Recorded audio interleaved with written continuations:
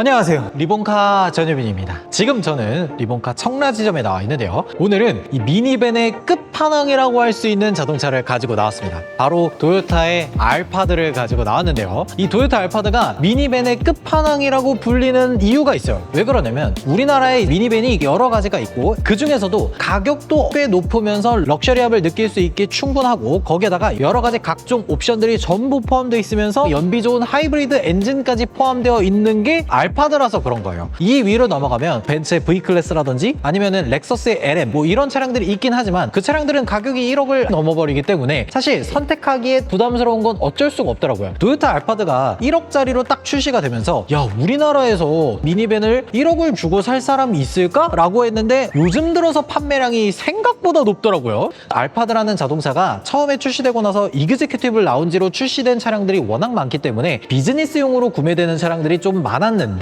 그런 차량들이 지금 현재 중고차 시장으로 넘어오면서 생각보다 감가도 꽤 많이 되고, 아니면 가족들이 편안하게 타고 다니기에 적절한 차량이 아닌가, 그래서 오늘 알파드를 가지고 온 겁니다. 앞에서 봤을 때는 뭐 여러 가지 것들보다도 보닛의 라인이 굉장히 두텁게 있다는 게 좀 특징이에요. 이게 어떤 분들에게 있어서는 되게 괜찮은데? 라고 생각할 수 있지만 호감 가는 디자인은 아니라고 볼 수가 있고요. 그리고 측면에서 봐야 되는 게 굉장히 중요합니다. 알파드는 국내에 있는 스타리아, 카니발 이런 차량들보다는 전장 제원이 조금 짧은 편에 속합니다. 보통 이제 5m가 넘어가는 차량들인데, 알파드는 딱 5m 정도에 해당하는 차량이에요. 그래서 6명 정도는 무난하게 타고 갈 수 있는 요 정도로 보시는 게 좋아요. 근데 보통 미니밴이라고 하는 자동차들은 크기가 굉장히 큽니다. 5m가 넘어가고 앞바퀴부터 뒷바퀴까지 휠베이스가 굉장히 길고, 거기다가 전폭이 커서 운전하기 힘들고 주차하기 힘들고 이런 차량들이 굉장히 많아요. 근데 알파드는 일본의 상황에 맞게 개발이 되다 보니까, 그래서 크기는 살짝 작은 대신에 실내 공간을 좀 극대화해서 운전하기에도 편하고, 초보 운전자들이 주차를 하거나 운행을 할 때에도 그렇게 힘들지 않게 운행을 할 수 있다는 게 오히려 장점이 될 수가 있겠더라고요. 그리고 뒤쪽에서도 한번 보면요, 뒤쪽에서 봤을 때도 물을 깍둑 썰듯이 뒤쪽을 쫙 잘라 놓은 그런 느낌이 딱 들죠. 그러니까 이런 디자인을 좋아하시는 분들이라면 뭐 괜찮을 수 있겠는데, 저는 적응이 아직 잘 안 되는 것 같기는 해요. 그리고 뒤쪽에서 볼 수 있는 것들 중에 이 하이브리드 E4, 이 엔진 에임을 뒤쪽으로 이동시키는 게 아니라 뒤에다가 모터를 달아서 전자식으로 사륜구동을 완성한 차량이고요. 그리고 여기에 보면 이제 이그제큐티브 라운지라고 적혀 있는 차량이 좋은 겁니다. 최근 들어서 이제 도요타 알파드가 프리미엄 트림이 새롭게 출시가 되기 시작했어요. 프리미엄 트림은 이그제큐티브 트림 대비해서 가격이 1,500만 원 정도 저렴한 대신에 옵션도 조금 깎이다 보니까 어지간하면은 그래도 이그제큐티브 라운지가 있는 게 훨씬 낫겠죠. 그리고 트렁크를 여는 버튼이 조금 독특하게 램프 하단부에 이쪽에 들어가 있는데, 왜 그러냐면 내가 예를 들어서 트렁크를 열려고 일반적인 SUV처럼 여기다가 손을 대고 문을 열면 아무래도 트렁크가 열리는 면적이 굉장히 크다 보니까 이걸 딱 눌러놓고 나는 뒤쪽으로 이렇게 빠져야 돼요. 이런 것들을 방지하기 위해서 애초에 트렁크를 열리는 버튼을 여기다가 둔 거예요. 이런 것들은 사실 소비자를 되게 배려했다라고 볼 수가 있는 부분이죠. 그리고 뒤쪽으로 봤을 때는 이렇게 뒤쪽에 3열 시트가 있기는 한데, 요 접어놓는 방식도 뭐 그렇게 어렵진 않더라고요. 이렇게 뒤로 당겼을 때 이렇게 시트를 접어 놓고요, 여기서 버튼을 한 번 더 당기면 이런 식으로 올라갑니다. 그래서 올리고 나서 뒤쪽에 벨트로 클립을 딱 고정시키면 이런 식으로 뒷좌석에 있는 이 트렁크 공간을 효율적으로 사용하는 거죠. 거기에다가 뒤쪽에도 뭐 이런 식으로 버튼들을 마련했기 때문에 2열 시트를 조절하는 것도 트렁크에서 전부 다 가능합니다. 근데 제가 생각했을 때 이 차량의 가장 큰 장점은 1열, 2열 이 실내라고 생각하거든요. 이 안쪽에서도 한번 보도록 할게요.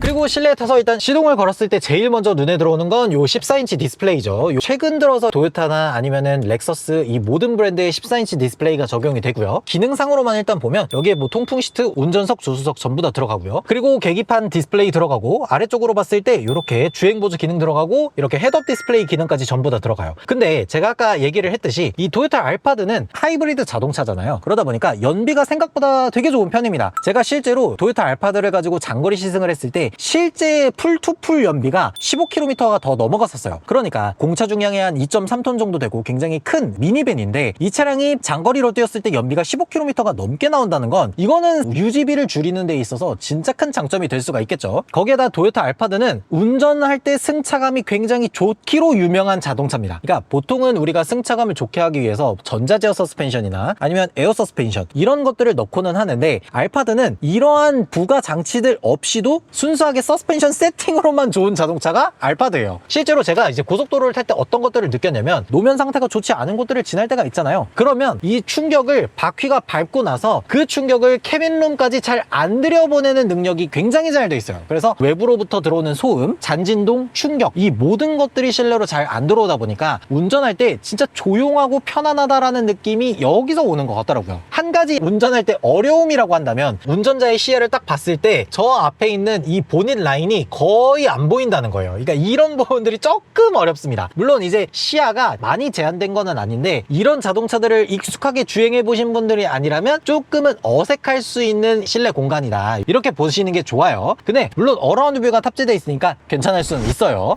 그리고 2열에 타서 일단 문을 한번 닫아보도록 할게요. 문은 요 위쪽에서 이렇게 닫을 수가 있습니다. 딱 앉았을 때 굉장히 편안하게 닫을 수가 있죠. 일단 이제 불을 좀 켜놓고 얘기를 해보도록 할게요. 자, 이렇게 보면 실내도 굉장히 환하게 밝힐 수가 있고 일단 앉았을 때 시트 착좌감 정말 미쳤습니다. 진짜 편한 시트가 들어가 있고 요 시트를 굉장히 다양하게 조절할 수가 있어요. 여기 보면 리클라이닝을 조절할 수 있는 거, 그리고 열선 통풍, 그리고 여기 보면 이 시트를 편안하게 릴렉션으로 할 수 있는 요 모드를 전부 다 여기서 켤 수가 있고요. 위쪽으로 봤을 때도 이렇게 선쉐이드를 올리고 내리고 하는 이 기능도 전동으로 들어가 있습니다. 심지어 여기에다가 공조 기능도 4존 에어 컨트롤러가 들어가 있어서 위쪽으로 보면 이런 식으로 공조를 조절하는 기능도 전부 다 들어가 있죠. 거기에다가 이 스마트폰 같이 생긴 요걸 가지고 다양한 것들을 조절할 수가 있는데 여기 좌석에 보면 요 좌석에 안마 기능이나 뭐 통풍 시트 이런 것들을 전부 다 활성화할 수가 있습니다. 그래서 이렇게 안마 기능을 켜면 꾹꾹꾹꾹 눌러주는 그런 기능이 들어가 있다 보니까 운전할 때 피로도나 이런 것들은 확실히 줄일 수가 있겠죠. 그리고 약간 심심할 수 있잖아요. 그래서 디스플레이를 하나 추가로 달아줬습니다. 그래서 여기 보면 요 오디오 기능에서 이렇게 버튼을 누르면 요 위쪽으로 숨겨져 있던 디스플레이가 이런 식으로 나오는 걸 볼 수가 있어요. 근데 이제 한 가지 안타까운 건 뭐냐면 지금 이 차량은 24년식이라서 그렇긴 한데 일단 요 디스플레이 안에서 기본적으로 할 수 있는 기능들이 조금 빠져 있습니다. 그래서 요 아래쪽으로 HDMI 포트가 있어요. 여기다가 이제 스마트 스틱 같은 것들을 꽂아서 활용을 하면 되는 거죠. 그리고 여기 옆에 보면 이렇게 220V에 1500W까지 뽑아주는 요 코드가 있기 때문에 이런 것들을 활용해서 요 뒤에 있는 디스플레이를 잘 활용할 수가 있습니다. 그 외에도 아래쪽으로 수납 공간, 뭐 충전 포트, 컵홀더 이렇게 있는데 컵홀더가 이쪽에 추가로 또 있어요. 지금 여기 보면 이런 식으로 눌렀을 때 여기에 컵홀더가 하나 추가로 더 나오고요. 그리고 한 가지 더 이렇게 열었을 때 테이블 기능을 사용할 수가 있습니다. 열면은 화장 거울이라든지 뭐 이런 것들이 간단하게 나오는 정도예요. 그러니까 사실 우리가 생각했을 때 의전 자동차다라고 하면 있어야 되는 것들을 거의 다 넣어놓은 자동차라고 볼 수가 있어요. 특히나 이 뒤쪽에 2열 기능을 극대화해서 사용을 한다 그러면 얼마든지도 뒷좌석에 있는 사람들이 정말 만족해하고 탈 수 있는 그런 기능이 들어간 자동차라고 보시면 되는데 한 가지 단점이라고 한다면 내가 그냥 패밀리카로 사용을 하기에는 조금 과분하게 넘친다라는 옵션이 들어가 있는 자동차예요. 이제 약간 뒷좌석에 정말 회장님을 모신다든지 뭐 이런 정도의 차라면 적절하고 그렇겠지만 내가 이 차를 메인카로 출퇴근을 하면서도 쓰고 패밀리카로도 쓰고 이렇게 하기에는 내가 운전기사가 된 듯한 느낌을 많이 받을 수 있는 자동차가 바로 알파드라서 이게 진짜 애매한 그 경계선에 걸쳐져 있다라는 느낌이 살짝 들긴 하더라고요. 근데 중요한 거는 이 차량이 어느 정도로 감가가 됐길래 가성비라고 하냐 그게 중요한 거잖아요. 그건 내려서 말씀해 드리도록 할게요.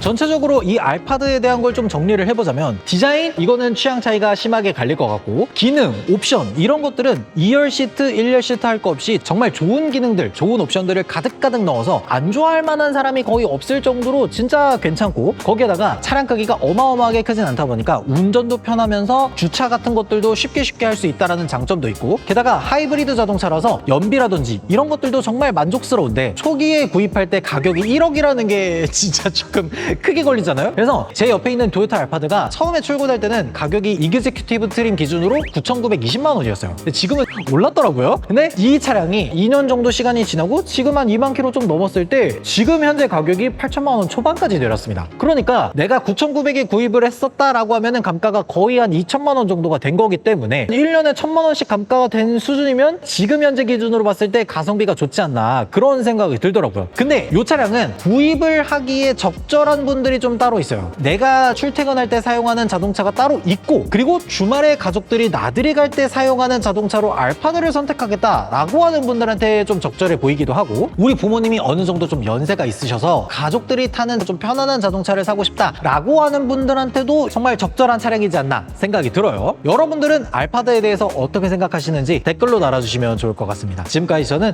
리본카 전유빈이었습니다. 감사합니다.